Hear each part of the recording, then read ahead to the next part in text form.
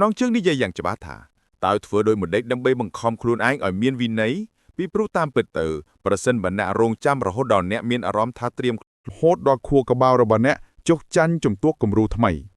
เนื้อดำบงเนี่ยอันเดอร์วินไหนบรรทอบโมวิไหนอันเดอร์เนี่ยให้เนื้อเปเดวิกาดล้างเนี่ยแรงอาศัยแต่เลยชันดารอไทยเตียดให้เนี่ยอาศัยแต่เลยเนี่ยเด่นเนี่ยบางคลายตือการแปลคลายนุอาจรอกบ้านสมรับเนี่ยน้ากบ้านได้เตรียมครวนเทือลังวินอยู่กรุบกรอนทองได้โดยฉะนั้นกบบอกองเนื้อดำหนักก้าวเดวียเมียนอารมณ์ทำมึนท่อมาดากบบอกองเนื้อเปเดวียเมียนอารมณ์ทาทุนตรอนกมชุบเนื้อเปเดลัตพอลเหมือนตอนมอเพลียมบนต่อเทือลังวินบองคอมเอริยาบอดนูหมดดองห้อยหมดดองเทียบโรโฮดดอลเวียเมียนอารมณ์ทาโดเจ็บพนัยมวยในอัตสัญญาณระบบเนกนุชีวิธีเดกาวิในบ้านบังกายล่างนุเจกาปลายพลาชีวิตหายนุเจียพลายแดกำปุงโรงจำเนี่ยนะแต่เชื่อรื้อเทือลางวิ่งรอฮอดดอกคัวกบาลตัวตู้ยกวิธีชีวิตทำไมจุมพุกตีแปลมจุมนู้การในเย่ปตอลคลุนวิจิมีนโดยการแนะนำปตอลคลุนดอตึงรึงระเบียบได้แนะในเย่จิมวยคลุนแองคือชีอธิปูดอมินอานุพีบบ่มพดเลือกกำรัดวินัยปตอลคลุนระบบเนี่ยเปียกรบมัดได้เนี่ยทัวอนุสาวรีย์คงจัดเนี่ยมันทัวเนี่ยกันแต่คลังคลาล้างก็ทัวเนี่ยกันแต่ซอยโจประเสริฐบ้าสำเร็จคงจัดเนี่ยปูปิ้งโดยการสงสัยแฮดพ่อหนังการเผยคล้ายตุงเวอร์ระบอนเนี่ยก่อนหนึ่งทัวตามระเบียบดูได้เนี่ยมันไอรู้เนื้อคงชีวิตได้มีวินัยบานเตประเสริฐบ้านเนี่ยอนุญาตอ้อยการในเย่ปตอลคลุนวิจิมีนกัดสึกได้สำหรับจิตระบบเนี่ยวินัยจับดำล่างโดยการเรียนจุมนูเพียซาวิจิมีนขนมครัวกระเบาเนี่ยโดยการแนะนำปตอลคลุนดอตึงรึงเนี่ยเตอร์แต่ในเย่ชิมูคลุนอ้างโดยชิเนี่ยดึกน้อมแด่ปตอลบอดบัญชีมันแม่นโดยชิเนี่ยรีกลุนได้ทั่วไอเนี่ยเถียกตึกเจ็ดนูตีการในเย่ปตอลคลุนวิจิมีนชรานแต่หมดโดยเงียบวิปรับเนี่ยทันเนี่ยมันตอนตรีมคลุนวิรมลึกเนี่ยปีกาปราเจยขนงอัตตกาลวินิยมอกชีสำเร็งเทียบถากาขึ้นคอมปรึงปลายนุปีบักเปกมนุษย์พิจารณาอนุญาตไอ้กำเนิดแต่งนุคลายจิมิตเพ็กสนิทระบบปูเกได้มันดังคลวนถารอลเปียได้ปูเกยลพรมจิมวยเวียปูเกกำปุนฉลารูปเรียงอนาคตระบบปูเกประสิทธิ์บันเนปันต่อปรับคลุนไอ้ฐานเนกซอยเนก้อนหนึ่งรุ่นเนยโดยผิวซอยประสิทธิ์บันเนบันต่อปรับคลุนไอ้ฐานเนมันอาจพลาดโดบานเนก้อมันอาจพลาดโดบานได้กลุ่มนึกถือตามเพียสมได้แต่วิลือชรานจิงเกเชื่อพิเศษในเปียได้เพียสมได้ต่างนุ่มมอปีมอดระบาดเนปตอลการแนะนำตอลครวนดอกตึงเรื่องคือจิตนำบัญชราวิจิกาสำหรับจัดดนดามยอกการกรุบกรองเป็นเล่งเลือกการสัมตเนียตอลครวนระบาดเนจุมนู้อนุญาตอ้อยกลุ่มนึกระบาดเนออนแดนออนดวงขมิ้นตือดาวเนเตอร์แต่พดอลบอดบัญชีดอเวียจุมนู้การปรับครวนไอทักเคลี้ยงเหมือนไอเนเตอร์แต่แนะนำครวนไออ้อยทุ่สกรรมผิบจุมนู้การบรรดการสงสัยเนเตอร์แต่ประกาศอย่างฉบับปีเอาไว้เด็ดทั่วการแนะนำตัวคลุนดอกตึงเรื่องเหมือนแม้จีอมปีกาทัวพุทธาเอาไว้สดแต่งีสรวนุเทเวียคือจีอมปีกาปฏิเสธมันอนุญาตเอาเมนพิบซอยกน้องเพียสาระบอนเนี่ยเปียสมเด็จระบอนเนี่ยเธอแต่โชว์บัญจังพิสตองดาเดเนี่ยจ้องรู้ตามมูลหัดในการแนะนำตัวคลุนดอกตึงเรื่องดำนาวกาคือโดยซาคู่กับบ้านหรือนู้ชลายตอบตัวหนึ่งเพียบฉบับโลฟกงนึดมันฉบับโลบังการการตื่นตึงเตี้ยบทบัญชีฉบับโลบังการสักกรรมเพียบประสันบัดเนี่ยปรับคลุนอังท้าปล่อยแห่ขีดขลำกัวแต่ทัวเรื่องนี้เรียงกายระบเนี่ยนึงตัวตึงเตียประสันบัดเนี่ยปรับคลุนไอ้ถักขยมเตอแต่ทัวเรื่องนี้ไอ้เหล่านี้เรียงกายระบเนี่ยนึงทัวตามสำเร็งได้เนี่ยปลายจมูกคลุนไอ้เมนสาระสำคัญส่วนในยัยด้อยสำเร็งบัญชีมันแม่นสำเร็งสัวลอยวินัยริจำรานเลือกการแน่นอมเฮาเนี่ยคือจิเนี่ยได้ตัวเขาตรึพดอการแน่นอมนู่เนื้อเปื่อยแดนแอสมกัวคืนการในเยอะตอคลุนวิจมีนจุมเฮียนดำบงคือเก้าตัวสกอลมันล้มเพียชรานปัจเจรูในด้อยเหมือนดังคลุนปีพิษาวิจมีนของจัดเนี่ยโปเกตเพื่ออนุสาวรีย์เปียกดัดดาลจีเรียงเราทั้งไงขยุ่มฮอตเปกขยุ่มมันฉลาดครุบกรวนขยุ่มนำมันจุกเจนุเตเปียแต่งนูคลายจีเรื่องธรรมดาได้มนุษย์เมนอารมณ์ท้าธรรมดาปันตาเนเปได้เนี่ยเรียนสมกว่าคืนเวียเนี่ยดังดึงท้าเวียเหมือนแมนควีนกรุธนานุเตเวียกำปงฉลาดรูปเรียงวีเนยระบบเนี่ยการตัวสกอลอนุญาตเอาเนี่ยรำคาญวักนูเนื้อเปื่อยเนี่ยจับกลุ่นไอในเยธาเอาไว้มือเด็กสอยเนี่ยเท่าแต่ฉบเวียเนี่ยปฏิเสธมันเอาเรียมมาเกิดต่อตัวหมกเตียนจุ่มเฮียนตีปีคือจุ่มนู้เปลี่ยมกลมตกเอาการนู้อ่อยตัวเต้ปีโปรการในเยอวิจิเมียนนึงปัจจัยเยี่ยมเวอร์ตลบหมกเว้นจุ่มนู้เวียโดยการแนะนำดอกตึงรึงประสันบัญญัติในเยธาขยมมันไอทัวเรื่องนี้บางเต้จุ่มนู้เวียโดยขยมนึงบ่มปิ้งจุ่มเฮียนมุ้ยไอเหลวนี่ประสันบัญญัติในเยธาขยมเป็นอารมณ์เขียวชาโอ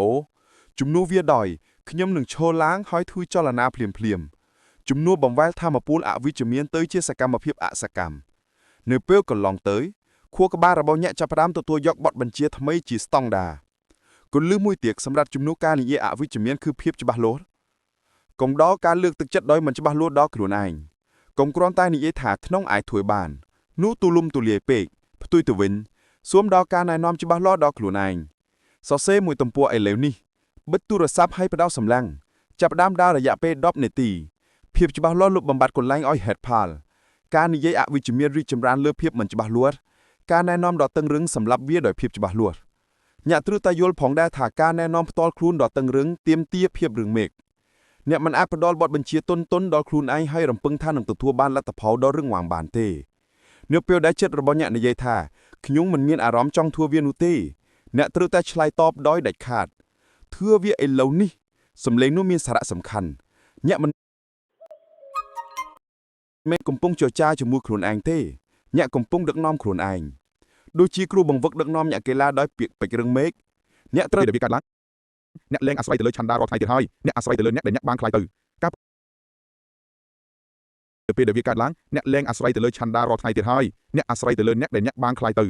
ការប្រែក្លាយនោះអាចរកបានសម្រាប់អ្នកណាក៏បានដែលត្រៀមខ្លួនធ្វើឡើងវិញពេលដែលវាកាត់ឡើងអ្នកលែងអាស្រ័យទៅលើឆន្ទៈរាល់ថ្ងៃទៀតហើយអ្នកអាស្រ័យទៅលើអ្នកដែលអ្នកបានខ្លាយទៅការប្រែក្លាយនោះអាចរកបានសម្រាប់អ្នកណាក៏បានដែលត្រៀមខ្លួនធ្វើឡើងវិញ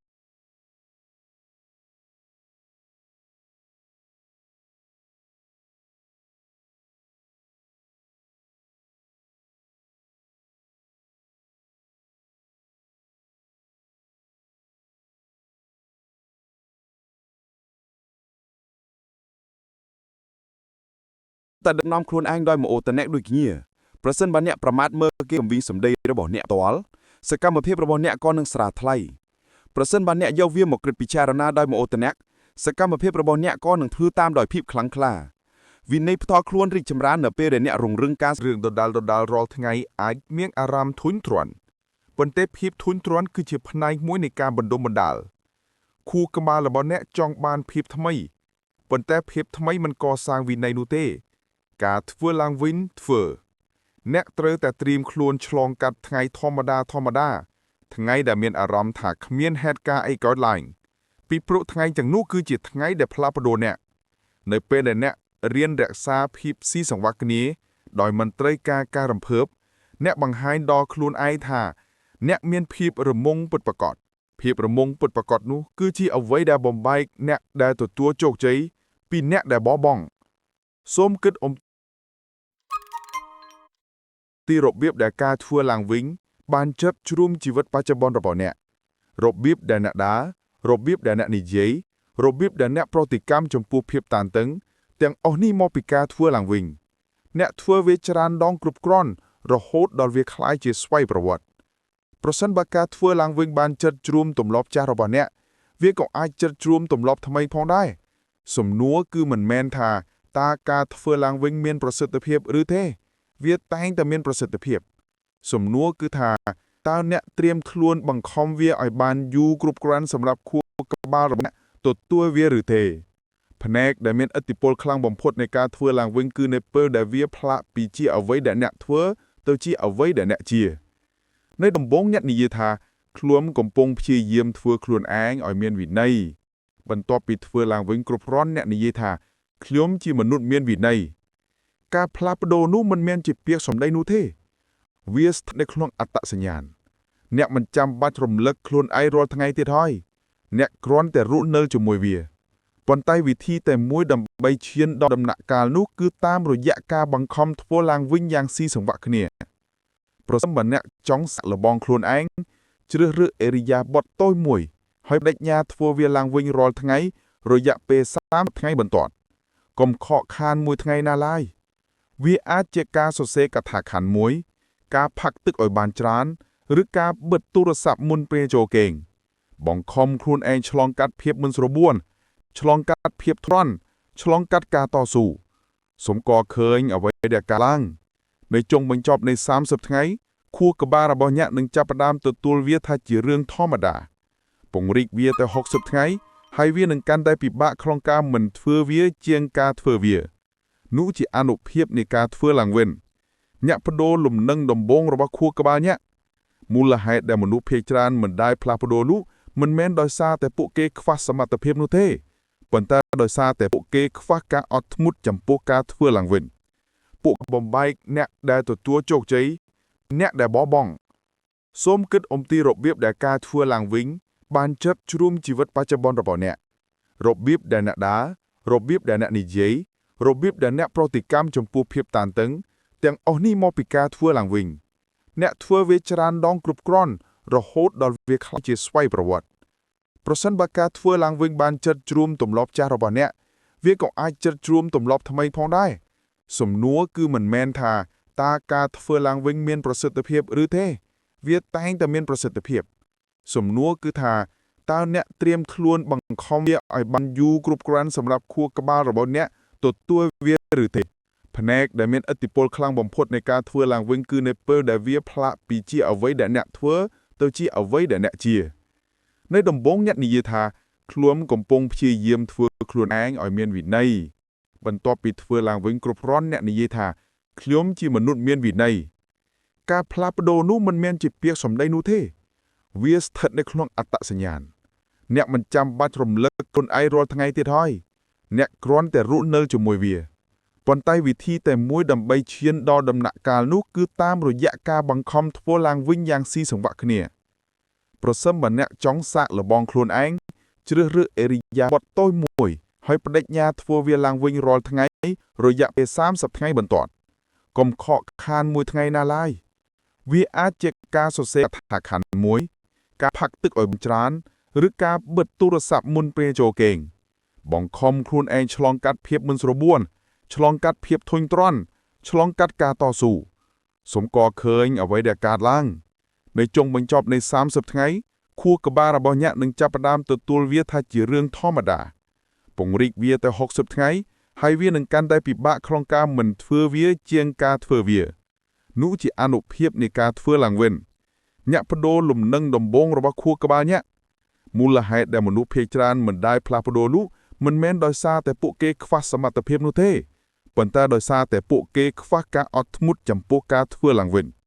ពួកគេប៉ាន់សម័យតិចពេកអំពីរយៈពេលដែលវាត្រូវការសម្រាប់ខួរក្បាលកែសម្រួលពួកគេចង់បានផ្លូវកាត់ប៉ុន្តែការពិតថាការធ្វើឡើងវិញគឺជាផ្លូវកាត់វាមានអារម្មណ៍ថាយឺតប៉ុន្តែវាជាផ្លូវដែលឆាប់រហ័សទៅកាន់ការផ្លាស់ប្ដូរពីព្រោះតែពេលដែលខួរក្បាលរបស់អ្នកទទួលអេរិយាបថថ្មីអ្នកលែងត្រីតស៊ូខ្លួនឯងទៀតហើយអ្នកឈានមុខដោយធម្មជាតិដោយមិនត្រូវការតស៊ូឥតប្រយោជន៍នោះជាសេរីភាពពិតប្រាកដវិន័យមិនមែនជារឿងអថាបាំងទេវាគ្រាន់តែជាលទ្ធផលនៃការបង្ខំធ្វើឡើងវិញរហូតដល់ខួរក្បាលរបស់អ្នកចុះចាញ់ចំពោះគំរូថ្មីនៅដំបូងអ្នកអណ្ដើតវិន័យបន្ទាប់មកវិន័យអណ្ដើតអ្នកហើយនៅពេលដែលវាកើតឡើងអ្នកលែងអាស្រ័យទៅលើឆន្ទដារាល់ថ្ងៃទៀតហើយអ្នកអាស្រ័យទៅលើអ្នកដែលអ្នកបានคลายទៅការប្រែคลายនោះអាចរកបានសម្រាប់អ្នកណាក៏បានដែលត្រៀមខ្លួនធ្វើឡើងវិញយូរគ្រប់គ្រាន់ផងដែរដូច្នេះកុំបោះបង់នៅដំណាក់កាលដែលវាមានអារម្មណ៍ថាមិនធម្មតាកុំបោះបង់នៅពេលដែលវាមានអារម្មណ៍ថាធុញទ្រាន់កុំឈប់នៅពេលដែលលទ្ធផលមិនទាន់មកភ្លាមបន្តធ្វើឡើងវិញបង្ខំអេរិយាបថនោះម្ដងហើយម្ដងទៀតរហូតដល់វាមានអារម្មណ៍ថាដូចជាផ្នែកមួយនៃអត្តសញ្ញាណរបស់អ្នកនោះជាវិធីដែលការវិន័យបានបង្កើតឡើងនោះជាការប្រែផ្លាស់ជីវិតហើយនោះជាផ្លូវដែលកំពុងរងចាំអ្នកណាដែលជឿឬធ្វើឡើងវិញរហូតដល់ខួរក្បាលទទួលយកវិធីជីវិតថ្មីជំពូកទី5ជំនួសការនិយាយផ្ទាល់ខ្លួនអវិជ្ជមានដោយការណែនាំផ្ទាល់ខ្លួនដ៏តឹងរឹងរបៀបដែលអ្នកនិយាយជាមួយខ្លួនឯងគឺជាឥទ្ធិពលដ៏មានអានុភាពបំផុតលើកម្រិតវិន័យផ្ទាល់ខ្លួនរបស់អ្នកពាក្យគ្រប់ម៉ាត់ដែលអ្នកធ្វើអនុស្សាវរីយ៍ក្នុងចិត្តអ្នកមិនធ្វើឲ្យអ្នកកាន់តែខ្លាំងក្លាឡើងក៏ធ្វើឲ្យអ្នកកាន់តែខ្សោយចុះប្រសិនបើសម្លេងក្នុងចិត្តអ្នកពោពេញដោយការសង្ស័យហេតុផលនិងការភ័យខ្លាចទង្វើរបស់អ្នកក៏នឹងធ្វើតាមរបៀបនោះដែរអ្នកមិនអាចរស់នៅក្នុងជីវិតដែលមានវិន័យបានទេប្រសិនបើអ្នកអនុញ្ញាតឲ្យការនិយាយផ្ទាល់ខ្លួនអវិជ្ជមានកាត់សេចក្តីសម្រេចចិត្តរបស់អ្នកវិន័យចាប់ផ្ដើមឡើងដោយការរៀនជំនួសភាសាអវិជ្ជមានក្នុងខួរក្បាលអ្នកដោយការណែនាំផ្ទាល់ខ្លួនដ៏តឹងរឹងអ្នកត្រូវតែនិយាយជាមួយខ្លួនឯងដូចជាអ្នកដឹកនាំដែលផ្ដល់បទបញ្ជាមិនមែនដូចជាអ្នករិះគន់ដែលធ្វើឲ្យអ្នកធៀកទឹកចិត្តនោះទេការនិយាយផ្ទាល់ខ្លួនអវិជ្ជមានច្រើនតែមកដោយស្ងៀម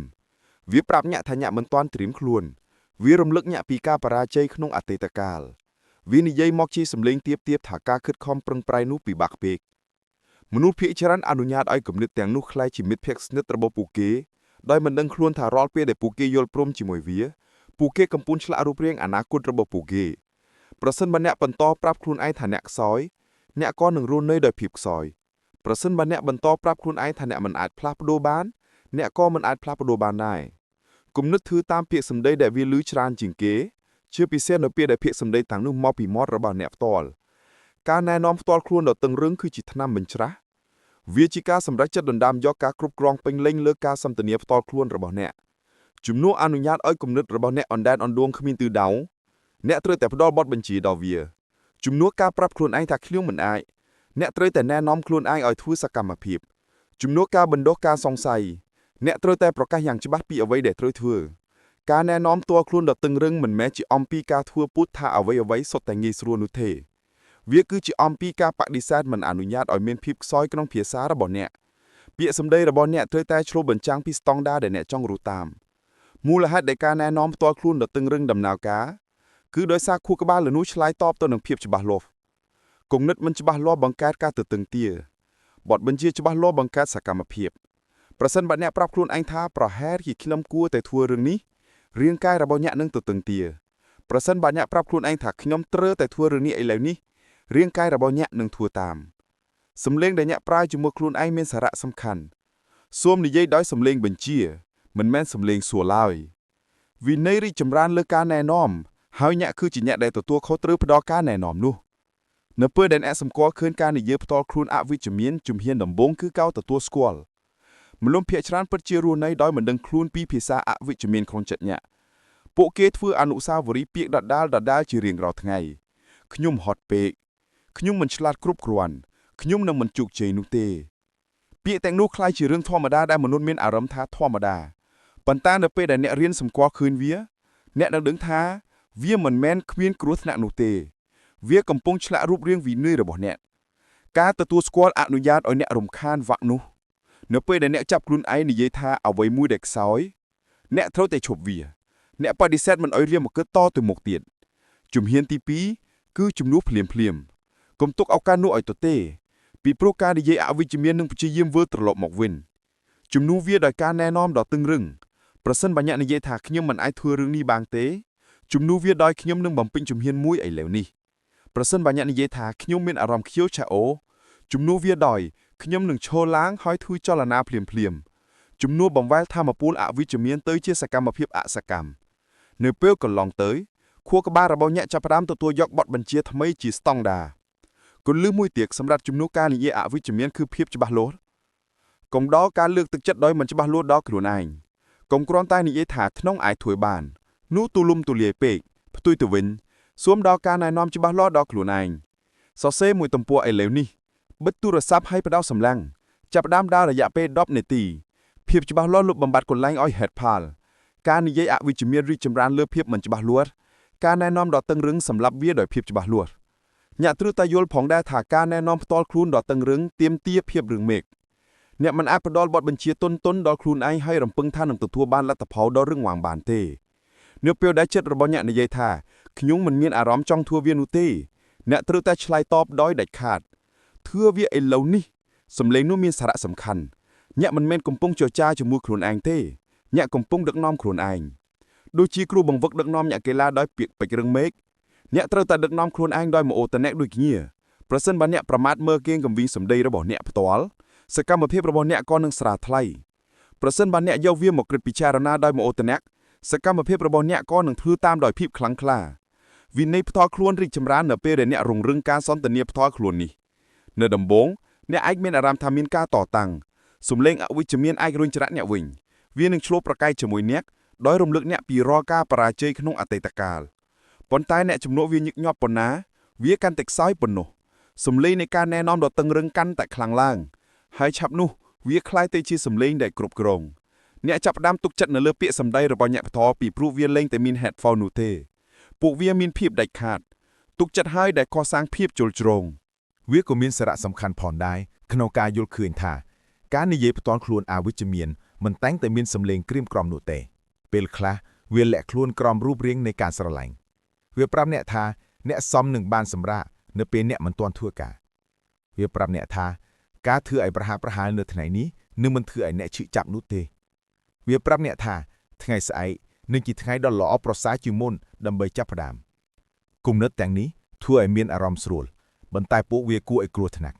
ពួកវាជាអន្ទាក់ដែលរក្សាអ្នកឲ្យនៅក្នុងភាពខ្សោយការណែនាំផ្ទាល់ខ្លួនដ៏តឹងរ៉ឹងកាត់ផ្តាច់ការសុទ្ធស្រួលទាំងនោះដោយភាពច្បាស់លាស់វានិយាយថាការសម្រាកគឺជាការរកបានមិនមែនជាការផ្ដល់ឲ្យត្រូវធ្វើការងារជាមុនសិនវានិយាយថាថ្ងៃស្អែកនឹងមិនប្រសើរឡើងលុះត្រាតែអ្នកធ្វើសកម្មភាពនៅថ្ងៃនេះនោះហើយជារបៀបដែលអ្នកការពារខ្លួនឯងពីការបញ្ឆោតនៃភាពស្រួលបរិស្ថានរបស់អ្នកក៏នឹងជះឥទ្ធិពលលើការនិយាយផ្ទាល់ខ្លួនរបស់អ្នកដែរប្រសិនបើអ្នកចំណាយពេលជុំវិញមនុស្សដែលរអេរអឬបណ្ដាក់ដៃខ្លួនឯងពេកភាសារបស់ពួកគេនឹងរំយោគក្នុងខួរក្បាលអ្នកនឹងឃើញខ្លួនឯងធ្វើអនុស្សាវរីយ៍ភាពអវិជ្ជមានរបស់ពួកគេទោះបីជាពួកគេមិននៅក៏ដោយនោះហើយជាមូលហេតុដែលអ្នកត្រូវតែប្រុងប្រយ័ត្នចំពោះសម្លេងដែលអ្នកអនុញ្ញាតឲ្យនៅជុំវិញអ្នកសូមឲ្យអ្នកជុំវិញមនុស្សដែលនិយាយដោយភាពប្រឆ្លោះខ្លាំងក្លានិងការណែនាំភាសារបស់ពួកគេនឹងជះឥទ្ធិពលដល់ភាសារបស់អ្នកហើយការសន្ទនាផ្ទាល់ខ្លួនរបស់អ្នកនឹងកើនឡើងដើម្បីផ្គូផ្គងវាលំហាត់ដែលអាចអនុវត្តបានជាក់ស្ដែងសម្រាប់ចំនួនការនិយាយផ្ទាល់ខ្លួនអវិជ្ជមានគឺការសរសេរចុះហេតុផលដែលអ្នកតែងតែប្រាប់ខ្លួនឯងសូមមើលពួកគេបានចាត់តមកនៅក្បែររាល់ហេតុផលនីមួយៗសូមសរសេរការណែនាំដ៏តឹងរ៉ឹងដែលគួរចំនួនវាឧទាហរណ៍ជាហត់ពេកខ្លះជាខ្ញុំនឹងចាប់ផ្ដើមរយៈពេល5នាទីដោយមិនគិតពីថាពលខ្ញុំមិនជ័យទេខ្លះជាខ្ញុំនឹងអនុវត្តជារៀងរាល់ថ្ងៃរហូតដល់ខ្ញុំកាន់តែប្រសើរឡើងសូមអានការណែនាំដ៏តឹងរ៉ឹងនោះឲ្យបានញឹកញាប់រហូតដល់ពួកវាคล้ายជាស្វ័យប្រវត្តិរាល់ពេលដែលហេតុផលចាស់លេចឡើងអ្នកមានបញ្ជាថ្មីរួចរាល់ហើយការណែនាំផ្ទាល់ខ្លួនដ៏តឹងរ៉ឹងមិនមែនអំពីការមិនសប្បាយចិត្តចំពោះខ្លួនឯងនោះទេវាអំពីការមានស្មារតីចំពោះការពិតនិងភាពរឹងមាំការនិយាយអវិជ្ជមានធ្វើឲ្យខ្សោយពីព្រោះវាលុបចោលស្មារតីចំពោះការពិតវាពលូដែនគំនិតរបស់អ្នកនឹងលះភាពខ្លាំងក្លារបស់អ្នកការណែនាំដ៏តឹងរឹងផ្ដល់ឲ្យអ្នកនៅការពិតអ្នកប្រហែលជាមានអារម្មណ៍ថាត្រៀមខ្លួនប៉ុន្តែអ្នកមានសមត្ថភាពធ្វើសកម្មភាពអ្នកប្រហែលជាមិនទាន់ឃើញលទ្ធផលនៅឡើយទេតែការធ្វើឡើងជារឿយៗនឹងមកដល់វាអ្នកប្រហែលជាមិនស្រួលប៉ុន្តែអ្នកខ្លាំងតាគ្រាន់ក្នុងការបន្តទៅមុខ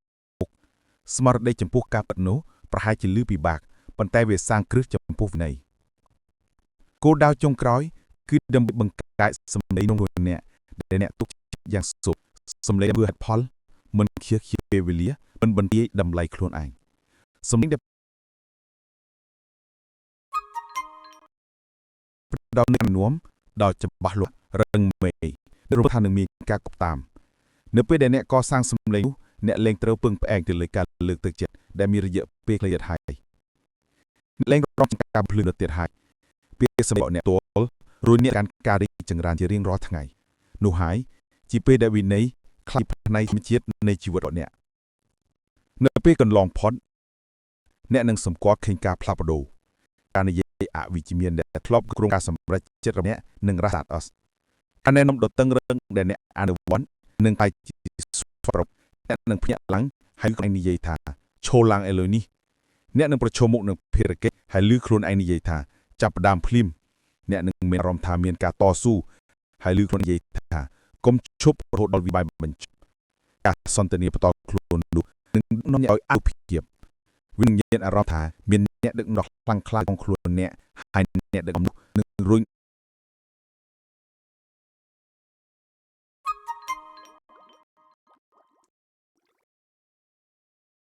អ្នកទៅកាន់ក្រីចម្រើនជារៀងរាល់ថ្ងៃ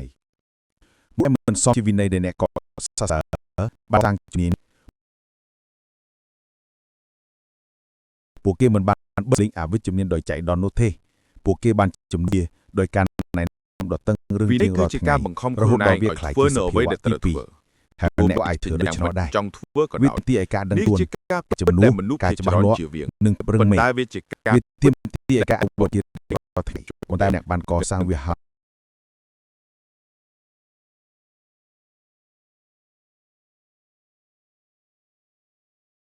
នៃការនិយាយតខ្លួនដែលអវិជ្ជមាននោះទេអ្នកនឹងរស់នៅដោយភាពច្បាស់លាស់ ហើយរបស់អ្នក ដេក នឹង ដើម្បី អ្នកទៅមុ បង្ ខ ខំ ដោយមិន ខ្លួនឯង អារម្មណ៍របស់អ្នកចាប់ពីថ្ងៃនេះទៅសូមសម្រេចចិត្តថាការសន្ទនាផ្ទាល់ខ្លួនរបស់អ្នកនឹងបំរើអ្នកមិនមែនធ្វើឲ្យអ្នកឈឺចាប់នោះទេសូមឈប់ឲ្យឱកាសដល់ការនិយាយផ្ទាល់ខ្លួនអវិជ្ជមានសូមជំនួសរាល់ភាពខ្សោយដោយបញ្ជាសូមនិយាយទៅកាន់ខ្លួនឯងដូចជាអ្នកដឹកនាំមិនមែនដូចជាជនរងគ្រោះនោះទេ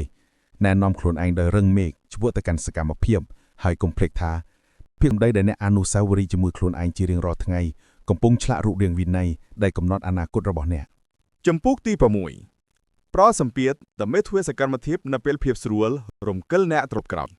ភាពស្រួលគឺជាសត្រូវដ៏ធំមួយរបស់វិន័យវាមានអារម្មណ៍មានសុវត្ថិភាពវាមានអារម្មណ៍ពីរោះវាមានអារម្មណ៍ធ្លាប់ស្គាល់ប៉ុន្តែប្រសិនបើអ្នកចោះចាញ់វាញឹកញាប់ពេក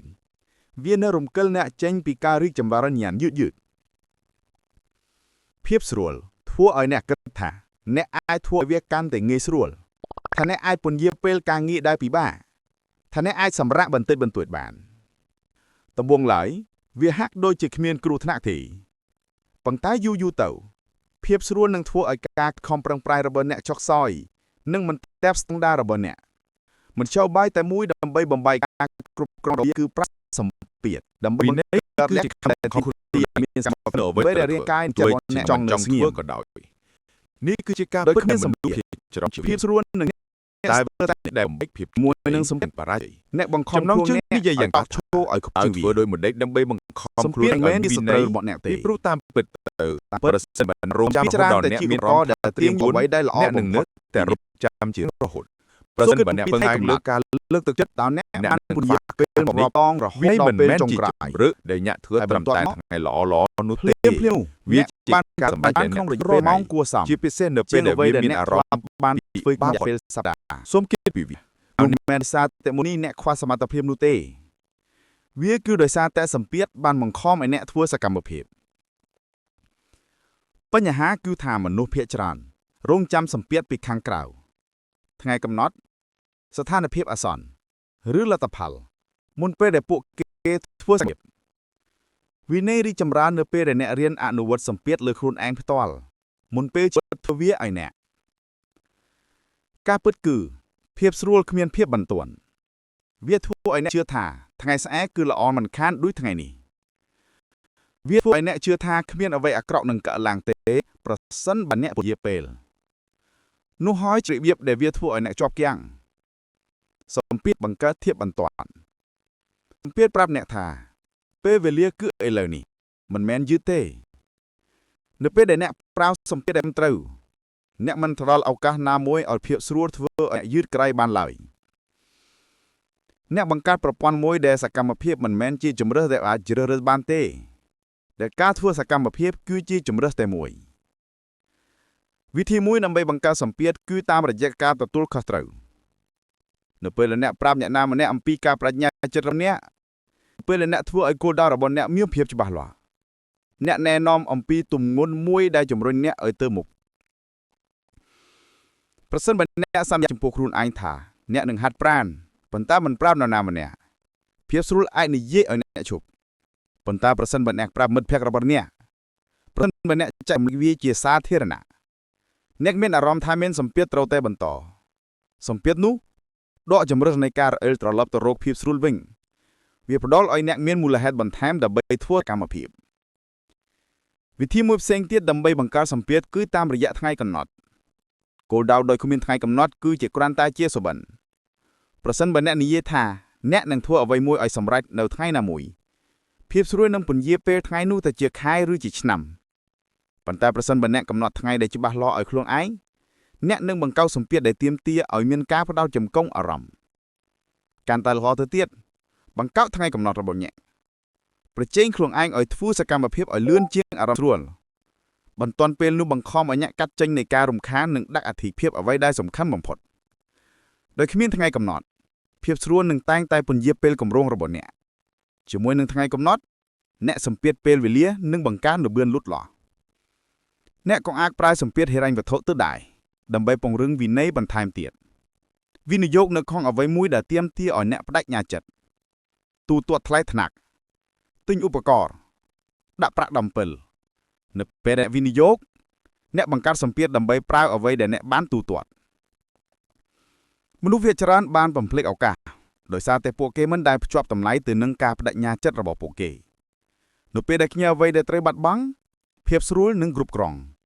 នៅពេលដែលអ្នកមានអ្វីដែលត្រូវផ្នាំងអ្នកមានឱកាសតិចជាងនៅក្នុងការពន្យាពេល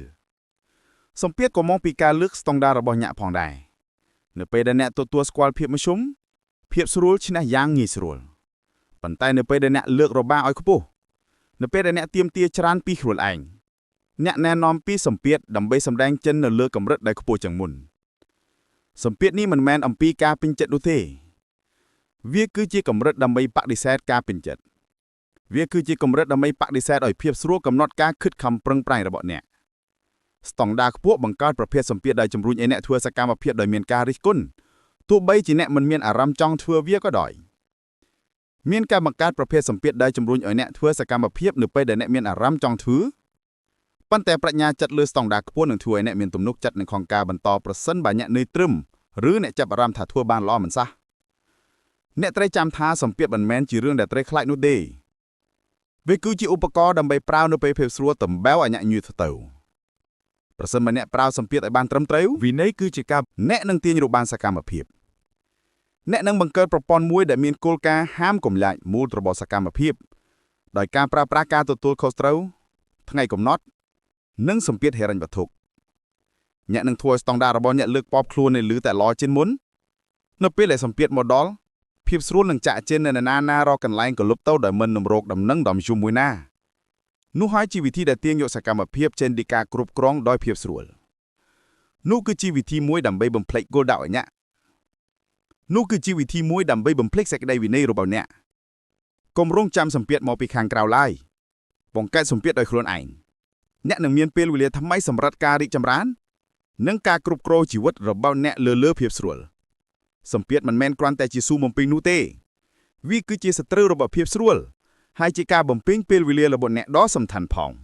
វិធីមួយផ្សេងទៀតដ៏មានឥទ្ធិពលក្នុងការប្រើសម្ពាធគឺធ្វើឲ្យមានរូបភាពនៅតម្លៃនៃភាពស្រួលសួរខ្ញុំឯងថាតើជីវិតរបស់ខ្ញុំនឹងមើលទៅដូចម្ដេចប្រសិនបើខ្ញុំបន្តជ្រើសរើសភាពងាយស្រួលជាងការខិតខំប្រឹងប្រែងគិតអំពីពេលវេលាដែលបានខ្ជិលខ្ចាយឱកាសដែលបានបាត់បង់និងការសោកស្ដាយដែលកកស្ទើរពេញមួយជីវិតទស្សនវិស័យនោះបង្កើតសម្ពាធផ្លូវចិត្តវារំលឹកអ្នកថាជំរឿសគ្រប់យ៉ាងមានលទ្ធផលនៅពេលអ្នកឃើញច្បាស់ថាភាពស្រួលនឹងលួចអ្វីពីអ្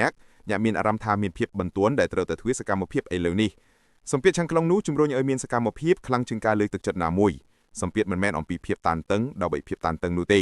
វាអំពីការសាងសង់លក្ខខណ្ឌដែលវិន័យខ្លាចជាការឆ្លើយតបដោយធម្មជាតិភាពស្រួលនឹងតែងតែព្យាយាមធ្វើឲ្យអ្នកយឺតក្រោយប៉ុន្តែសម្ពាធបង្កើតកម្លាំងដ៏ខ្លាំងក្លាជាងភាពស្រួលវាណែនាំអ្នកឲ្យធ្វើសកម្មភាពមុនពេលអ្នកត្រូវបានអំពាវនាវឲ្យពន្យាពេលវាប្រាប់អ្នកថាមិនមានពេលក្រោយទេមានតែឥឡូវប៉ុណ្ណោះទម្លាប់នៃការបង្កើនសម្ពាធនោះបង្កើតភាពធូរត្រាំវាបណ្ដុះបណ្ដាលចិត្តរបស់អ្នកឲ្យធ្វើសកម្មភាពទោះបីជាភាពស្រួលទាញយ៉ាងខ្លាំងក៏ដោយអ្នកក៏ត្រូវតែរៀនប្រើសម្ពាធក្នុងពេលវេលាខ្លីផងដែរនៅពេលអ្នកមានអារម្មណ៍ថាខ្លួនអ្នកកំពុងរអឿនទៅរកភាពស្រួលសូមឈប់ហើយផ្ដល់ឲ្យខ្លួនឯងនៅបទបញ្ជាដ៏តឹងរ៉ឹងនិយាយដោយភាពជាឯណាធធ្វើវាឥឡូវនេះកុំពន្យាពេលភាពរឹងមាំនៃពាក្យទាំងនោះបង្កើតសម្ពាធភ្លាមវាមិនទុកចន្លោះសម្រាប់ការចរចាសម្ពាធនោះជំរុញអ្នកឲ្យទៅមុខនៅក្នុងពេលវេលាដែលអ្នកងាយរងគ្រោះជាងគេចំពោះភាពស្រួល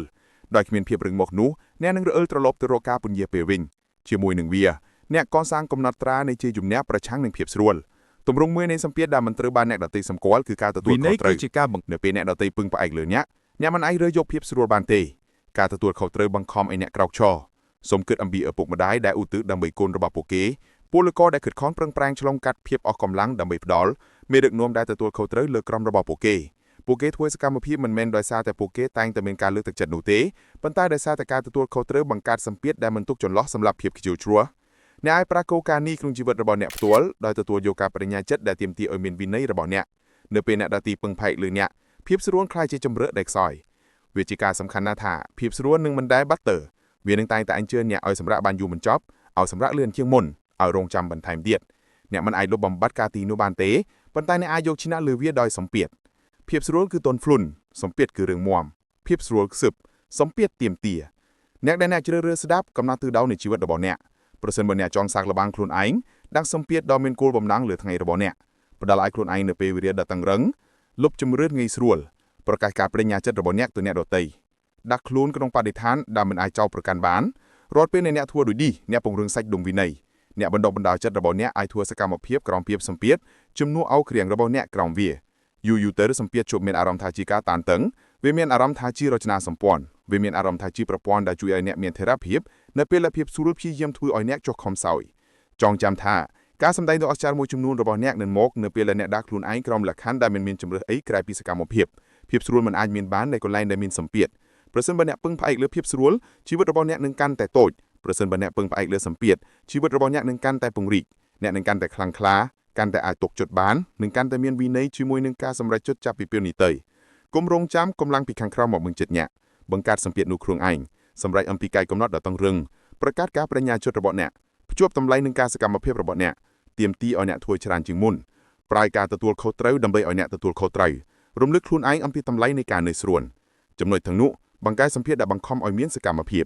ហើយនៅពេលភាពស្រួលហៅអ្នកត្រឡប់មកវិញនៅពេលដែលវាប្រាប់អ្នកឲ្យពន្យាពេលនៅពេលដែលវាលំលួចញាក់ដោយភាពងាយស្រួលឆ្លើយតបវាដោយសម្ពាធប្រាប់ខ្លួនឯងយ៉ាងច្បាស់ថាសកម្មភាពត្រួតការឥឡូវនេះផ្លាស់ប្ដូរដោយមិនស្ទើរជ្រើសរើសការរីកចម្រើនជាងភាពងាយស្រួល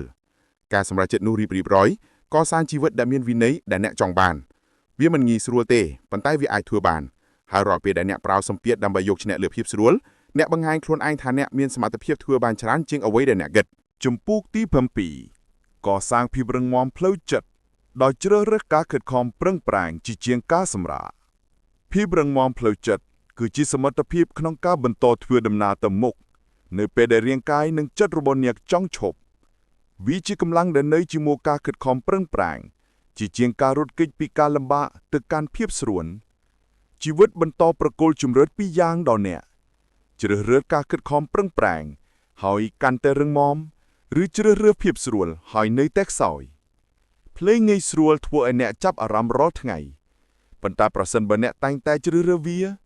អ្នកនឹងមិនដែលដឹងពីសមត្ថភាពពិតរបស់អ្នកឡើយជីវិតដែលមានវិន័យជាកម្មសិទ្ធិរបស់អ្នកដែលបណ្ដុះបណ្ដាលខ្លួនឯងឲ្យជ្រើសរើសការខិតខំប្រឹងប្រែងយ៉ាងសកម្មទោះបីជាការសម្រាកហាក់ដូចជាតាក់ទាញជាងក៏ដោយ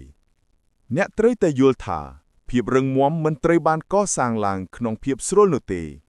វាត្រូវបានបង្កើតឡើងនៅក្នុងពេលវេលាដែលការខិតខំប្រឹងប្រែងមានអារម្មណ៍ធ្ងន់នៅពេលដែលការតស៊ូមានអារម្មណ៍ថាមិនអាចទ្រាំបាននៅពេលដែលអ្នកចង់រត់គេចនោះជាពេលត្រឹមត្រូវដែលអ្នកអាចបោះបង់ឬបន្តខិតខំប្រសិនបើអ្នកបោះបង់អ្នកកំពុងបង្រៀនខ្លួនឯងថាការសម្រាកមានសារៈសំខាន់ជាងការរីកចម្រើនប្រសិនបើអ្នកបន្តខិតខំអ្នកកំពុងបង្រៀនខ្លួនឯងថាការខិតខំប្រឹងប្រែងគឺជាអត្តសញ្ញាណរបស់អ្នកយូរទៅជំរឿសទាំងនេះរចនាអត្តសញ្ញាណរបស់អ្នកក្លាយទៅជាមនុស្សដែលចុះចែងភាពស្រួលឬមនុស្សដែលរីកចម្រើនក្រោមការខិតខំប្រឹងប្រែងមនុស្សភាគច្រើនមិនដឹងថាពួកគេជ្រើសរើសភាពស្រួលញឹកញាប់ដោយមិនដឹងខ្លួនពួកគេពិនិត្យមើលអាហារទទួលទាននៅពេលពិបាកចិត្តជាងការដោះស្រាយបញ្ហាពិតប្រាកដពួកគេពិនិត្យមើលទូរស័ព្ទដើម្បីគេចពីការធ្វើអ្វីដែលពិបាកពួកគេឈប់មុនពេលបញ្ចប់នៃអ្វីដែលពួកគេបានចាប់ផ្ដើមពីព្រោះការខិតខំប្រឹងប្រែងមានអារម្មណ៍មិនស្រួលពេលវេលានីមួយៗហាក់ដូចជាតូចតាចប៉ុន្តែពួកវារួមគ្នាคล้ายជាគំរូនោះធ្វើឲ្យអ្នកកាន់តែខ្សោយឬកាន់តែរឹងមាំចិត្តមិនសម្របទៅតាមអ្វីដែលអ្នកប្រតិបត្តិ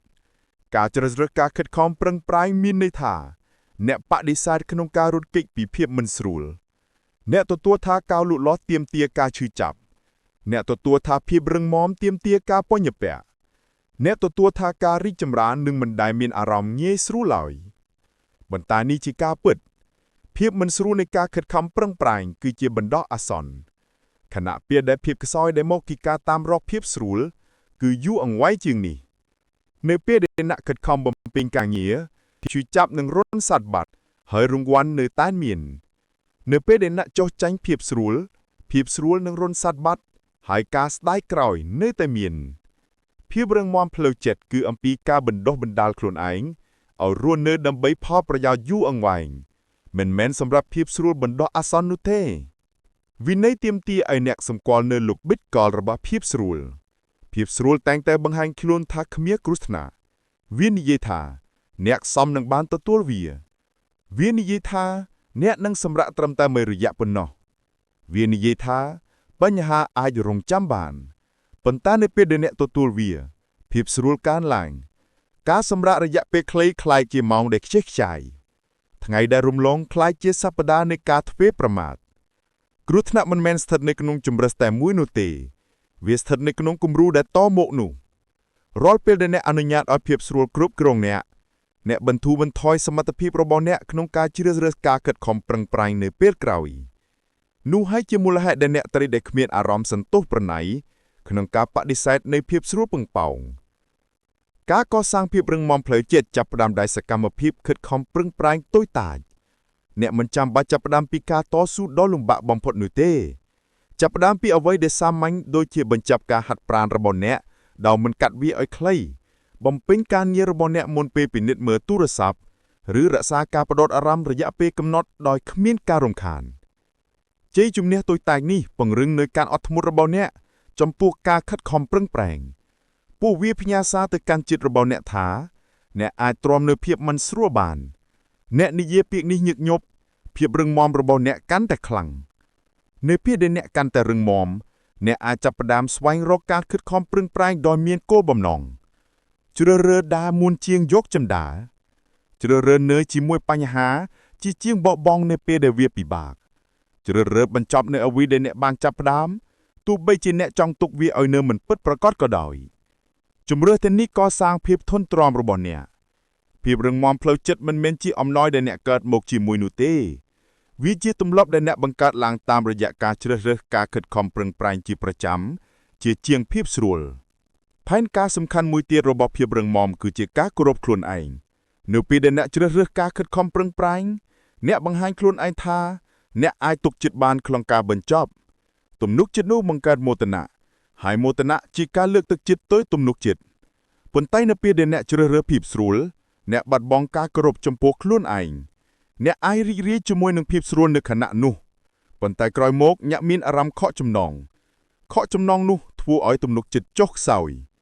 អ្នកចាប់ផ្ដើមសង្ស័យចំពោះសមត្ថភាពរបស់អ្នកខ្លួនឯងក្នុងការធ្វើតាមវិធីដែលមុតគត់ក្នុងការប្រឈមបាននោះគឺជាការកសាងទំនុកចិត្តឡើងវិញតាមរយៈការខិតខំប្រឹងប្រែងរាល់ពេលដែលអ្នកឆ្លងកាត់ភាពស្រួលអ្នករក្សាការគោរពរបស់អ្នកវិញបានភាពរឹងមាំផ្លូវចិត្តទាមទារឲ្យអ្នកមានការអត់ធ្មត់ភាពស្រួលតែងតែមើលទៅតាក់ទាញពីព្រោះវាអាចមានភាពស្រួលភ្លាមការខិតខំប្រឹងប្រែងទាមទារពេលវេលាមុនពេលលទ្ធផលបង្ហាញខ្លួនអ្នកអាចធ្វើការងារអស់រយៈពេលសប្តាហ៍ឬខែមុនពេលឃើញការប្រែប្រួលគួរឲ្យកត់សម្គាល់នេះហើយជាកន្លែងដែលមនុស្សភាគច្រើនបោះបង់ពួកគេមិនអាចទ្រាំបាននៅគម្លាតរវាងការខិតខំប្រឹងប្រែងនិងរង្វាន់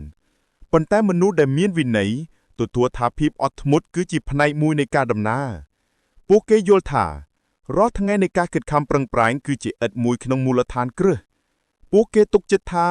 រង្វាន់នឹងមកដល់ប្រសិនបើពួកគេបន្តដាក់ឥដ្ឋនោះបន្ថែមទំនុកចិត្តនោះហើយដែលអនុញ្ញាតឲ្យពួកគេបន្តជ្រើសរើសការខិតខំប្រឹងប្រែងទោះបីជាភាពស្រួលកំពុងតែហាយយ៉ាងខ្លាំងក៏ដោយ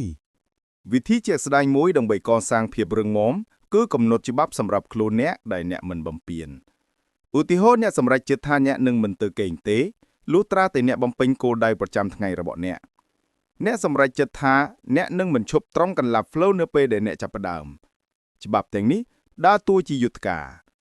នៅពេលភាពស្រួលអូសទាញអ្នកច្បាប់ទាំងនេះរំលឹកអ្នកពីស្តង់ដារដែលអ្នករស់នៅច្បាប់ផ្ទាល់ខ្លួនដ៏តឹងរឹងបង្កើតប្រភេទសម្ពាធដែលរក្សាអ្នកឲ្យសមការនឹងការខិតខំប្រឹងប្រែងបើគ្មានពួកវាងាយណាស់ក្នុងការរអិលចោលក្នុងហេតុផលផ្សេងអ្នកក៏ត្រូវចងចាំថាការខិតខំប្រឹងប្រែងមានអារម្មណ៍ខុសគ្នានៅពេលដែលអ្នកចាប់ផ្ដើមផ្នែកដែលពិបាកបំផុតគឺការចាប់ផ្ដើមរយៈពេល2នាទីដំបូងនៃការខិតខំប្រឹងប្រែងរបស់អ្នកតែងតែមានអារម្មណ៍ធ្ងន់ជាងផ្នែកដែលនៅសល់នោះហើយជាកន្លែងដែលមនុស្សភាគច្រើនចុះចាញ់ប៉ុន្តែប្រសិនបើអ្នកបង្ខំខ្លួនឯងឲ្យឆ្លងកាត់ការចាប់ផ្ដើមនោះរាងកាយនិងចិត្តនឹងសម្របខ្លួនហើយការខិតខំប្រឹងប្រែងនឹងក្លាយជាអាចគ្រប់គ្រងបានគន្លឹះគឺត្រូវជំរុញឲ្យឆ្លងកាត់ការតស៊ូដំបូងនោះដោយមិនចុះចាញ់ភាពស្រួលប្រសិនបើអ្នកធ្វើដូច្នោះឡើងវិញភាពរឹងមាំរបស់អ្នកនឹងកើនឡើងដោយធម្មជាតិវិន័យក៏កើនឡើងផងដែរនៅពេលដែលអ្នកឈប់មើលការខិតខំប្រឹងប្រែងថាជាការដាក់ទណ្ឌកម្មហើយចាប់ផ្ដើមមើលវាថាជាការបណ្ដុះបណ្ដាលការខិតខំប្រឹងប្រែងមិនមែនជាទណ្ឌកម្មសម្រាប់ភាពខ្សោយនោះទេវាជាផ្លូវទៅកាន់កម្លាំងភារកិច្ចដ៏លំបាកគ្រប់យ៉ាងគឺជាការហាត់ប្រាណសម្រាប់ចិត្តរបស់អ្នកពេលវេលាមិនស្រួលគ្រប់យ៉ាងគឺជាការអនុវត្តសម្រាប់ភាពធន់ត្រាំនៅពេលដែលអ្នកទទួលយកទស្សនៈនេះអ្នកនឹងលែងមើលងាយការខិតខំប្រឹងប្រែងទៀតហើយ អ្នកទទួលយកវាថាជាឧបករណ៍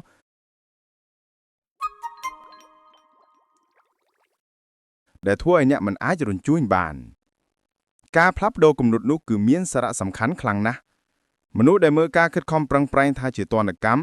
និងរត់គេចពីវាមនុស្សដែលមើលការខិតខំប្រឹងប្រែងថាជាការបណ្ដុំបណ្ដាលនិងស្វាគមន៍វាភាពស្រួលអាចមានអារម្មណ៍ល្អសម្រាប់ពេលមួយប៉ុន្តែវាមិនអាចកសាងចរិតបានទេចរិតត្រូវបានកសាងឡើងតែនៅក្នុងការខិតខំប្រឹងប្រែងនៅពេលដែលអ្នកអស់កម្លាំងប៉ុន្តែបន្តដំណើរការអ្នកកាន់តែរីកចម្រើននៅពេលដែលអ្នកខ្លាចប៉ុន្តែនៅតែធ្វើសកម្មភាពអ្នកកាន់តែរីកចម្រើននៅពេលដែលអ្នកចង់បោះបង់ប៉ុន្តែនៅតែបន្តរហូតដល់បញ្ចប់អ្នកកាន់តែរីកចម្រើនពេលវេលាទាំងនេះកំណត់ភាពរឹងមាំពួកវាបំបែកមនុស្សដែលមានវិន័យពីមនុស្សដែលគ្មានវិន័យអ្នកសម្រេចចំណងជំនួសអ្នកធម្មតា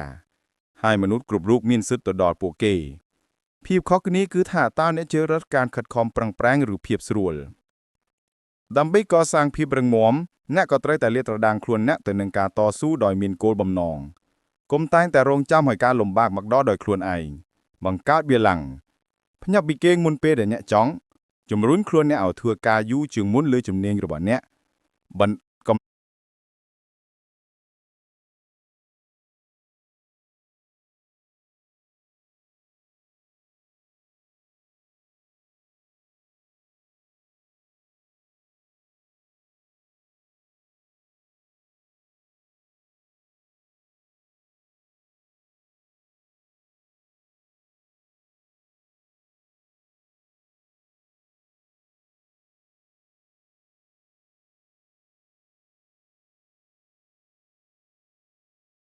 ំណត់ខ្លួនអ្នកឲ្យមានស្តង់ដារខ្ពស់ជាងមុននៅពេលគ្មាននរណាម្នាក់កំពុងមើល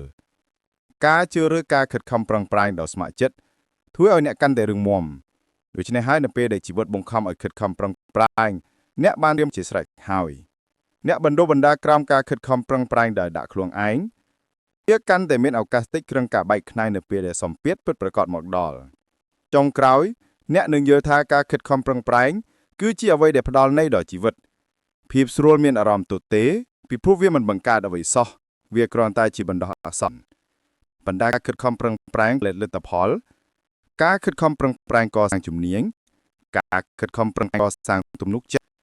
ការខិតខំប្រឹងបន្សល់មរតកនៅពេលអ្នកងើកមកនឹងចាក់វិញអ្នកនឹងមិនមានមោទនភាពចំពោះពេលវេលាដែលរត់គេចទៅកាន់ភាពស្រួលនោះទេអ្នកនឹងមានមោទនភាពចំពោះពេលវេលាដែលអ្នកជឿរើសការខិតខំប្រឹងប្រែងហើយបង្ហាញខ្លួនឯងថាអ្នករឹងមាំជាងអ្វីដែលអ្នកគិតថាមោទនភាពនោះនឹងនៅជាមួយអ្នកយូរអង្វែងជាងភាពស្រួលបន្តអាសន្នណាមួយក៏បានចាប់ផ្ដើមពីថ្ងៃនេះទៅសូមកត់សម្គាល់ជំរឿនប្រចាំថ្ងៃរបស់អ្នកនៅពេលដែលភាពស្រួលទាញអ្នកឆ្ពើទៅកាន់សម្រាកឈប់ហើយសួរខ្លួនឯងថាតើការសម្រេចចិត្តណានឹងធ្វើឲ្យអ្នករឹងមាំជំរឿនណានឹងធ្វើឲ្យអ្នកមានមោទនភាពក្រោយឡាយតើផ្លូវណាក៏សាងវិញរបស់ខ្ញុំចម្លើយស្ងើជីនេះថាជាការខិតខំប្រឹងប្រែងបន្តមកធ្វើការសម្រេចចិត្តយ៉ាងឆាប់រហ័សកុំបណ្ដោយឲ្យភាពស្រួលធ្វើឲ្យអ្នកចុះចាញ់ជ្រើសរើសផ្លូវដែលពិបាកជាងហើយរំលឹកខ្លួនឯងថានេះជារបៀបដែលប្រឹងមាំត្រូវបានកសាងឡើងនៅក្នុងរយៈពេល2សប្តាហ៍នឹងខែអ្នកនឹងសម្គាល់ឃើញការផ្លាស់ប្ដូរពេលរកដែលធ្លាប់មានអារម្មណ៍ថាធ្ងន់ធ្ងរនិងមានអារម្មណ៍ងាយស្រួលជាងមុនហើយការតស៊ូដែលធ្លាប់បំបែកអ្នកនឹងមានអារម្មណ៍ថាអាចគ្រប់គ្រងបានអ្នកនឹងចាប់ផ្ដើមអភិវឌ្ឍខ្លួនឯងជាមួយនឹងទំនុកចិត្តស្ងប់ស្ងាត់ដឹងថាអ្នកអាចពឹងពាក់លើកម្លាំងផ្ទាល់ខ្លួនរបស់អ្នកការផ្លាស់ប្ដូរនោះមិនមកពីការអានឬការសុបិនទេវាមកពីការជ្រើសរើសការខិតខំប្រឹងប្រែងឡើងវិញនៅពេលដែលភាពស្រួលកំពុងអូសទាញ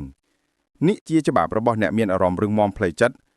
រាល់ពេលដែលអ្នកជ្រើសរើសការខិតខំប្រឹងប្រែងជាងការសម្រាកអ្នកកាន់តែរឹងមាំរាល់ពេលដែលអ្នកជ្រើសរើសភាពស្រួលជាងការខិតខំប្រឹងប្រែងអ្នកកាន់តែខ្សោយការសម្រេចចិត្តរបស់អ្នកហើយនៅពេលដែលអ្នកជ្រើសរើសការខិតខំប្រឹងប្រែងជាប្រចាំវិន័យមិនសូវជាត្រូវការតស៊ូជាមួយទេគឺជាអ្វីដែលអ្នករស់នៅដោយធម្មជាតិជំពូកទី8តស៊ូនឹងការលេចកើតឡើងភ្លាមដោយរំលឹកខ្លួនឯងពីការឈឺចាប់រយៈពេលវែងការលេចកើតឡើងភ្លាមគឺជាចំណងចង់នៅឆាប់រហ័សនិងមិនបានរៀបចំមុនដែលអូសទាញអ្នកឆ្ពើរកភាពស្រួលខ្លួនការរំខានឬការសប្បាយរីករាយភ្លាមវាកើតឡើងដោយមិនមានការពន្ព្រមានហើយប្រសិនបើអ្នកប្រតិបត្តិតាមវានឹងនាំអ្នកចេញឆ្ងាយពីផ្លូវនៃវិន័យអ្នកមានអារម្មណ៍ចង់រំលងការហាត់ប្រាណចង់ស៊ីអាហារដែលមិនប្រកបដោយសុខភាពចង់ពន្យាពេលកិច្ចការដែលទាមទារឲ្យអ្នកយកចិត្តទុកដាក់ ឬចង់លាឈប់មុននឹងបញ្ចប់នៅពេលនោះការលេខកាត់ឡើងភ្លាមៗហាក់ដូចជាขึ้นគ្រោះថ្នាក់ថែមទាំងមានហេតុផលទៀតផងតែការពិតគឺថាការលេខកាត់ឡើងភ្លាមៗគឺជាអន្ទះវាផ្ដល់នូវការធូរស្បើយខ្លីភ្លាមប៉ុន្តែបង្កើតការឈឺចាប់រយៈពេលវែងប្រសិនបើអ្នកចង់កើតវិន័យក្នុងជីវិតអ្នកត្រូវតែបណ្ដុះបណ្ដាលខ្លួនឯងឲ្យចេះតស៊ូនឹងចំណងចង់ទាំងនោះដោយរំលឹកខ្លួនឯងពីតម្លៃនៃការចាញ់ស្លាប់រាល់ជំលើសមានលទ្ធផលរបស់វាបញ្ហាគឺថាការលេខកាត់ឡើងភ្លាមៗធ្វើឲ្យអ្នកមើលមិនឃើញផលប៉ះពាល់រយៈពេលវែងទេវាបញ្ចុះបញ្ចូលឲ្យអ្នកផ្ដោតតែលើបច្ចុប្បន្នហាក់ដែលស្ករមានរសជាតិឆ្ងាញ់នៅពេលនេះការរលងការហាត់ប្រាណហាក់ដូចជាងាយស្រួលជាងនៅពេលនេះការពន្យាពេលការងារហាក់ដូចជាស្រាលជាងនៅពេលនេះប៉ុន្តែថ្ងៃស្អែកអ្នកនឹងមានអារម្មណ៍ខ្សោយជាងមុនថ្ងៃស្អែកអ្នកនឹងមានអារម្មណ៍ថាខ្វះខាតថ្ងៃស្អែកអ្នកនឹងកាន់តែមានការសោកស្ដាយការសោកស្ដាយនោះគឺជាការឈឺចាប់ដែលការលេខការឡើងភ្លាមៗមិនដាល់បង្ហាញអ្នកជាមុននោះទេ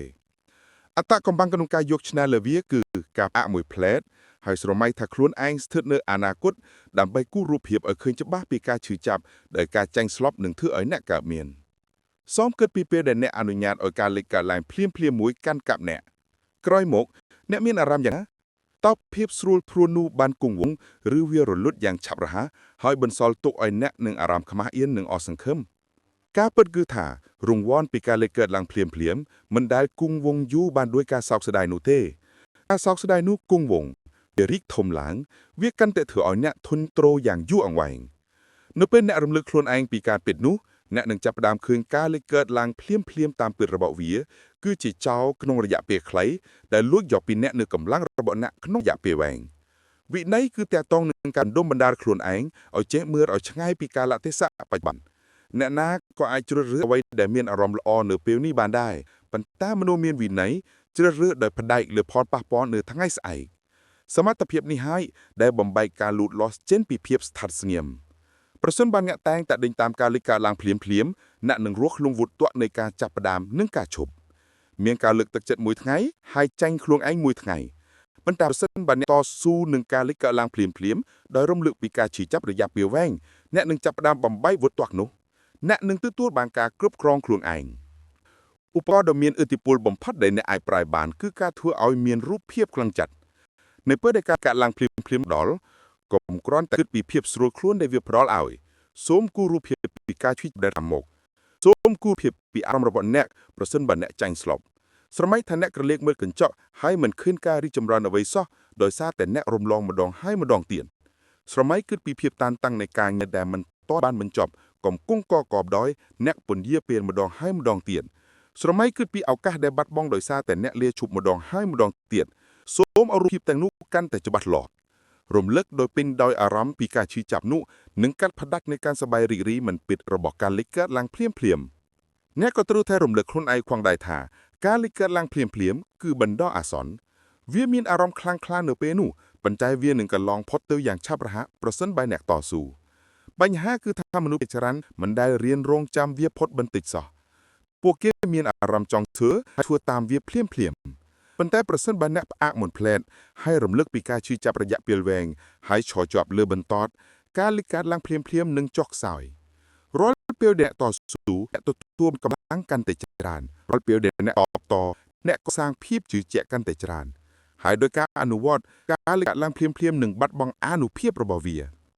ការតស៊ូនឹងការលេខកើតឡើងភ្លាមក៏ទាក់ទងនឹងការកសាងការដឹងលួចផងដែរអ្នកត្រូវតែរៀនសម្គាល់ស្ថានភាពដែលបង្កឲ្យមានការលេខកើតឡើងភ្លាមប្រហែលជានៅពេលដែលអ្នកអស់កម្លាំងប្រហែលជានៅពេលដែលអ្នកមានការតានតឹងប្រហែលជានៅពេលដែលអ្នកធុញទ្រាន់ប្រសិនបើអ្នកមិនកំណត់អត្តសញ្ញាណឈ្នួលបង្កបណ្ដោះអាសន្នទាំងនេះអ្នកនឹងតែងតែធ្លាក់ចូលក្នុងអន្ទាក់ដដែលនៅពេលដែលអ្នកដឹងលួចអ្នកអាចរៀបចំខ្លួនបានអ្នកអាចសម្រេចមុនថាតើអ្នកនឹងឆ្លើយតបយ៉ាងណានៅពេលដែលចំណងលេខកើតឡើងអ្នកនឹងមិនភ្ញាក់ផ្អើលទេអ្នកនឹងមានមុតនៃចក្ខុវិស័យរយៈពេលវែងរួចស្រេចវាក៏មានប្រយោជន៍នៅការជំនួសការលេខកើតឡើងភ្លាមដោយសកម្មភាពដែលខ្លាំងក្លាជាងប្រសិនបើអ្នកមានអារម្មណ៍ចង់រំលងការងារចាប់ផ្ដើមធ្វើវាតិចភ្លាមប្រសិនបើអ្នកមានអារម្មណ៍ចង់ស៊ីអាហារដែលមិនល្អសូមផឹកទឹកមួយកែវមិនប្រសិនបើអ្នកមានអារម្មណ៍ចង់ពិនិត្យទូរស័ព្ទរបស់អ្នកតាមនៅក្នុងទន្តិការសូមដើរលេងតិចជំនួសវិញការជំនួសដោយប្រើកាយធ្វើឲ្យការលេខកើតឡើងភ្លាមចុះខ្សោយដោយផ្ញើកម្លាំងចិត្តទៅកន្លែងផ្សេងយូរទៅខួរក្បាលរបស់អ្នក នឹងរៀបថានៅពេលដែលចំណងការឡើងអ្នកមិនរើប្រតិបត្តិតាមវាទេអ្នកប្រែវាទៅជាអ្វីដែលមានប្រយោជន៍វិញតម្លៃនៃការរស់នៅដោយការអនុវត្តតាមការកាត់ឡើងភ្លាមៗគឺធ្ងន់ធ្ងរវាប្រហែលជាមិនបំផ្លាញអ្នកក្នុងមួយថ្ងៃទេប៉ុន្តែវាកាត់បន្ថយកម្លាំងរបស់អ្នករយៈពេលយូរអង្វែងការរំលងការហាត់ប្រាណមួយថ្ងៃមិនមែនជាបញ្ហាប៉ុន្តែការលេចការឡើងភ្លាមៗដែលធឺឡើងអត់ឈប់នោះនឹងបង្កើតរូបរាងដែលអ្នកមិនគោរពការពន្យាពេលការងារមួយថ្ងៃមិនមែនជាបញ្ហាប៉ុន្តែការលេចឡើងភ្លាមៗដែលធឺឡើងអត់ឈប់នោះនឹងបង្កើតជីវិតដែលពោពេញដោយឱកាសបាត់បង់មនុស្សគ្រប់គ្នាដែលរស់នៅដោយមានការសោកស្ដាយនៅថ្ងៃជាមនុស្សដែលបានស្លាប់នឹងការលេចការភ្លាមៗនៅថ្ងៃមិញនោះគឺជាដែលអ្នកត្រូវទម្លាក់ខ្លួនឯងនៅពេលដែលចំណងចង់លេចកើតឡើងប្រសិនបើអ្នកចង់មានជីវិតមួយដែលមានវិន័យអ្នកត្រូវតែទទួលថាការលេចកើតឡើងភ្លាមៗនឹងមិនដែលបាត់ខ្លួនសាបសូន្យទាំងស្រុងនោះទេវានឹងតាំងតែមកគោលដៅមិនមែនជាការលុបបំបាត់វាទេប៉ុន្តែជាការគ្រប់គ្រងវាអ្នកឈ្នះដោយការបង្កើតគម្លាតរវាងចំណងចង់និងសកម្មភាពដោយការផ្អាកពេលវេលាឲ្យយូរគ្រប់គ្រាន់ដើម្បីរំលឹកខ្លួនឯងពីការឈឺចាប់ដែលអ្នកកំពុងជៀសវាងការផ្អាកនោះហើយគឺជាកន្លែងដែលអានុភាពរបស់អ្នកស្ថិតនៅការផ្អាកនោះហើយគឺជាកន្លែងដែលអ្នកសម្រេចចិត្តថាតើអ្នកនឹងរស់នៅក្នុងការសោកស្ដាយឬក្នុងវិន័យកម្លាំងផ្លូវចិត្តកាន់តែធំឡើងរាល់ពេលដែលអ្នកឈរជាប់លើបន្ទប់នោះនៅដំបូងការតស៊ូមានអារម្មណ៍ថាអស់កម្លាំងប៉ុន្តែអ្នកអនុវត្តកាន់តែច្រើនវាកាន់តែខ្លាចជាងាយស្រួលមិនយូរបំផុតការតស៊ូនឹងការលេចកើតឡើងភ្លាមៗគឺមិនមែនអំពីការតស៊ូរាល់ពេលវេលានោះទេវាគឺអំពីការសម្គាល់វាហើយបដិសេធវាយ៉ាងឆាប់រហ័សអ្នកទទួលបានអារម្មណ៍ថាជាម្ចាស់លើខ្លួនឯងអ្នកចាប់ផ្ដើមមានអារម្មណ៍មានឆ្អឹងមិនមែនគ្រាន់តែចំពោះអ្វីដែលអ្នកសម្រេចបាននោះទេប៉ុន្តែចំពោះអ្វីដែលអ្នកមិនបានចាញ់ស្លាប់ទៀតផង